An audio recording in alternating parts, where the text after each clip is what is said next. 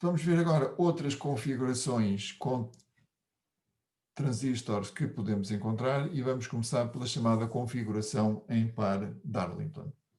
O par Darlington é a ligação de dois transistores como está aqui apresentado. Tenho dois transistores, Q1, Q2, e a base do primeiro, tenho aqui a ligação feita à base do primeiro transistor, e agora o emissor deste transistor vai se ligar à base do segundo transistor.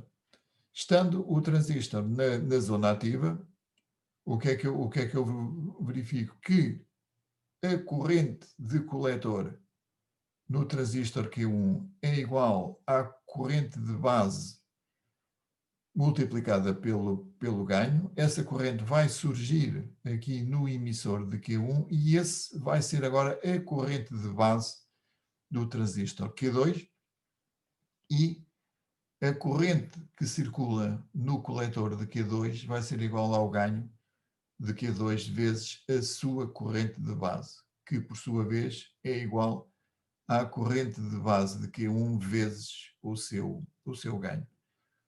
O que é que eu tenho aqui? O conjunto destes dois transistores vai apresentar um ganho de corrente bastante maior do que o ganho de qualquer um dos transistores individualmente.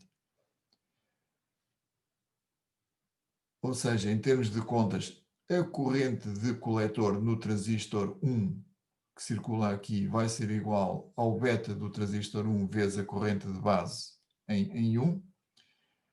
A corrente de emissor vai ser igual à soma da corrente de coletor e corrente de base, que por sua vez vai ser a corrente de base do transistor 2. A corrente de coletor em 2 vai ser igual ao beta do segundo transistor vezes a corrente de base de I2, que como vimos é igual a 1 mais beta 1 vezes IB1.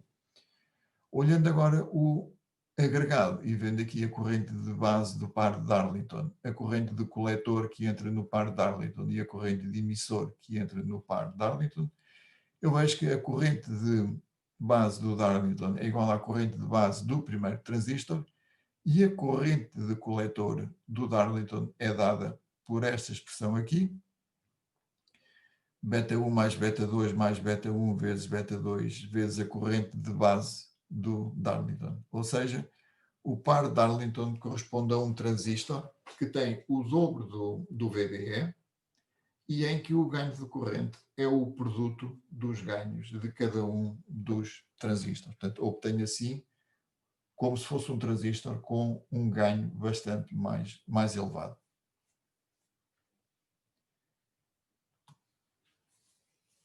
Vamos ver agora aqui o circuito que é conhecido como a saída push-pull. Todos os circuitos que vimos até agora só têm transistores de um único tipo.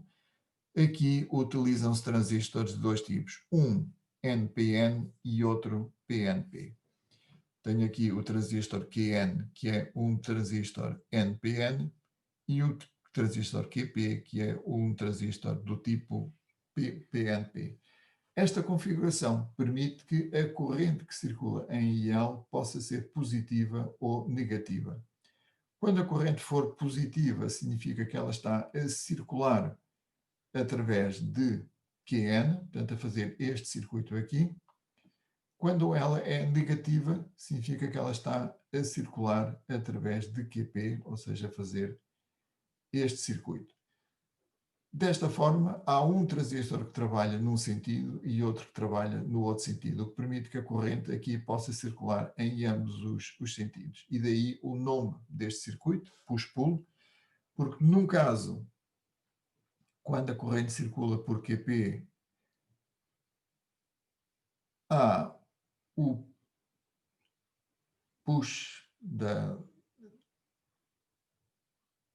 corrente, ou seja, desculpa, isto está trocado. Quando ela circula por QN, há o push de corrente pela resistência, e quando circula por QP, há o pull da corrente e ela circula por QP. Portanto, dois transistores complementares para permitir que a corrente circule aqui em dois sentidos.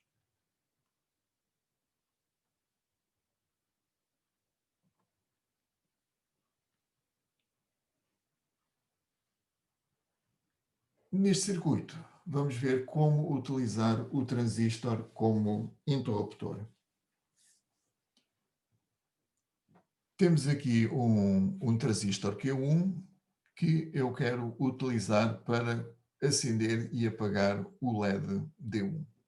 Isso é feito recorrendo a este interruptor SW1 que está ligado por uma resistência à base do transistor. Podemos ver aqui que quando o interruptor estiver aberto, não há circulação de corrente na base e, portanto, não pode haver circulação de corrente no coletor do transistor, o que significa que a corrente que passa no diodo é zero. Quando eu carrego no interruptor e fecho aqui o circuito, há circulação de corrente pela junção base-emissor do transistor, o que vai provocar a passagem de corrente no coletor e, quando ela for suficiente, o acender do LED. Quando o transistor estiver em funcionamento, vai surgir uma tensão VCE entre o coletor e o emissor do transistor. E uma das coisas que queremos garantir neste circuito é que este VCE seja tão pequeno quanto possível. Porquê? Porque vai haver aqui potência dissipada no transistor e essa potência é igual ao VCE vezes U e C. E diminuir VCE é garantir a saturação do transistor, o que significa que esta resistência R1 tem que ser dimensionada de forma a garantir a saturação de Q1. Ou seja, a corrente injetada na base tem que ser a suficiente para saturar o transistor.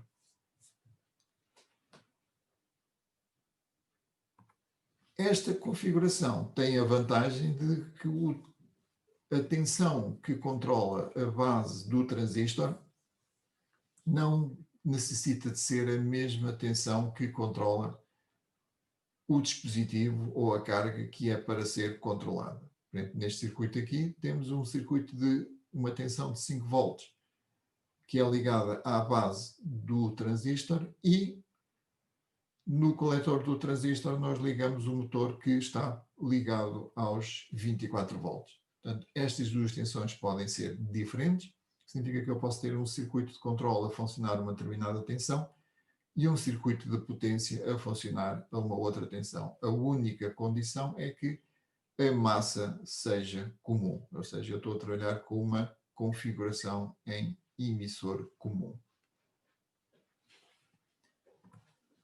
Quando se faz o controle de cargas indutivas, é necessário ter alguns cuidados. E isso ocorre quando eu tenho o transistor a controlar o abrir e o fecho de um relé. Abrir ou fechar o transistor é fazer passar corrente ou cessar a passagem de corrente na bobina do relé. Ou seja, vamos estar a trabalhar com um circuito deste género. O coletor,